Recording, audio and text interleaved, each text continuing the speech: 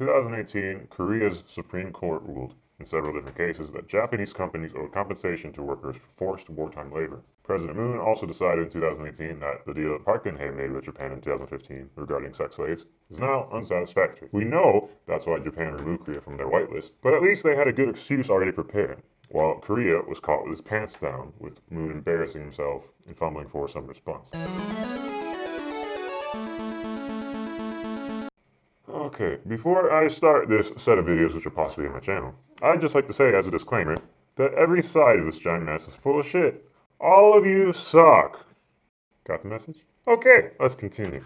I'm sure you've seen all the boycott ads, or if you're real lucky, those jackasses driving around with megaphones in the back of a rental truck. But if you too are participating in the boycott, you must think it's worth these minor inconveniences to stand up for the dignity of your country. A majority of the people would agree that Korea is indeed handling the situation well. An even bigger majority also thinks Korea will be hurt in the process, which is kind of hilarious. It's a circus, but I'll still dance. In response to Japan taking South Korea off the whitelist, South Korea terminates their military intelligence sharing agreement? That's totally relevant, isn't it?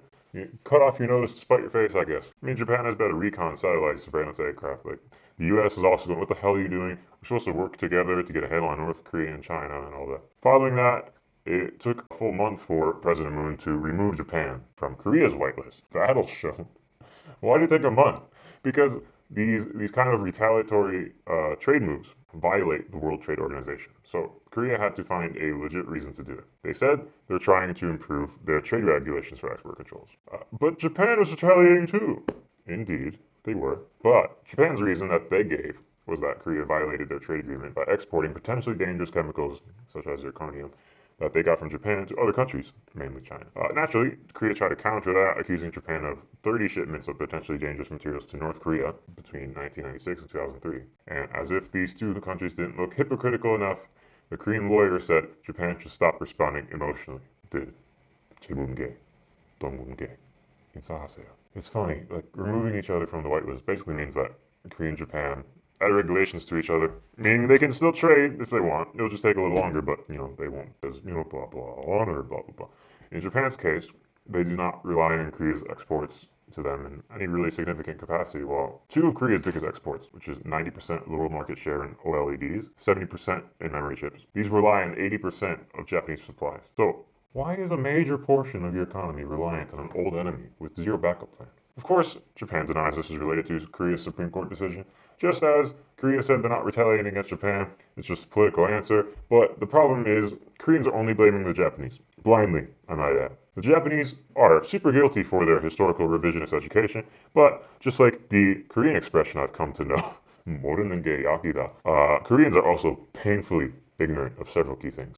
Oh, shit! So there are several cases upheld by Korea's Supreme Court saying workers from the colonial era were due reparations from Japanese businesses. Japan says this was already addressed in the compensation paid for the 1965 treaty. And Korea says that treaty wasn't enough. Well, I don't know why I have to explain this, but that's not really Japan's problem. When you make a deal, you are saying you agree with all that comes with the deal. And that should settle whatever the deal is about. Japan does not control what Korea does with all the compensation money they got. Park Chung-hee gave zero of it to Korean laborers and spent it all on infrastructure for businesses and for the country and all that. But no, let's set ourselves on fire in front of the Japanese embassy because what? You can't criticize your own country's mistakes? Korea has a history of horrible leadership. From 1876 to 1902, Korea made unequal treaties, which are treaties that greatly favor the other party, with 11 countries. Then after World War II, America installs this retarded puppet, Lee Seung-man, who enables America to use Korea as a proxy in their war with the Soviets.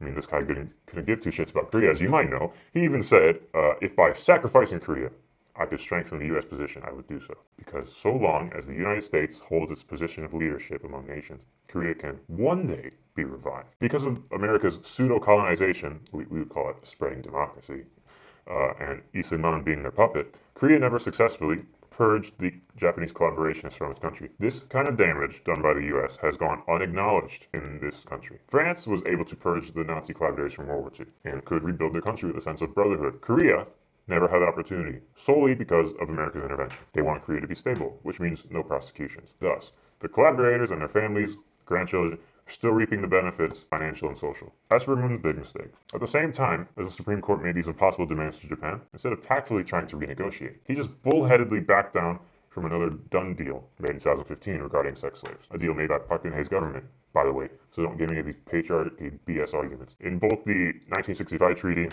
this 2015 deal, your leaders were ignoring you.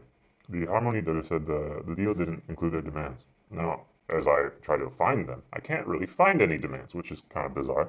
The only thing I found were vague things like compensation and for the criminals to be punished. The latter will never happen. Compensation was attempted in 1995 and 2015. Well, the 1995 thing was a bit different. It was a private donation from Japanese citizens, but since it didn't come from the Japanese government, only some of the Harmony did it took the money. Most of them rejected it, saying they don't want that money. Well, make up your damn mind. You want compensation or no? By the way, here's a secret.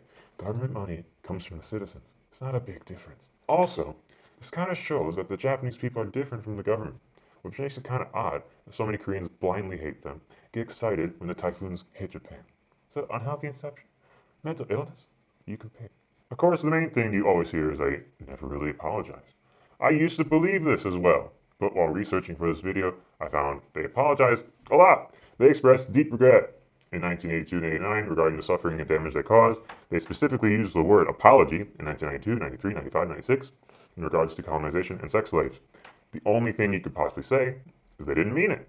Ultimately, though, nothing would probably convince you anyway, and it doesn't really change the fact that your leaders are the ones who screwed up these deals. What the hell is some sincere apology going to change in that? Yes, Abe is not to be trusted, for he has a history of denial of the sex slave situation. It makes sense that you wouldn't accept his apology. However, the Japanese people are convinced. They've done this apology thing over and over, so it's finished. Meanwhile, Vietnam is still waiting for Korea's acknowledgement of war crimes during the Vietnam War, with victims asking for reparations in 2017, and this year there was an actual lawsuit. So, hilariously, after undergoing the brutality of Japan, the Koreans think it'd be hunky-dory to just mass rape and murder tens of thousands of women and girls in Vietnam. I guess it's only bad when the bigger countries do it.